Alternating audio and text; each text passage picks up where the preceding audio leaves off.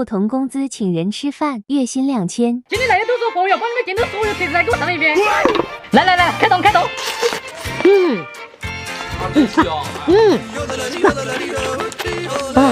兄弟们，今天我发2千块钱工资，我今天我上得下，下周没有空再出去。月薪1万。来吧，给我来个明子锅底，来半份牛肉，再来几手擀面。天，大哥，你这确定我们8个人够吃啊？他们家甩子免费的，保证你们撑得住。哎呀，吃饱了。咦，1万个银工资还涨不出。老板，这2万500咋老板？滚！为什么工资越高越抠？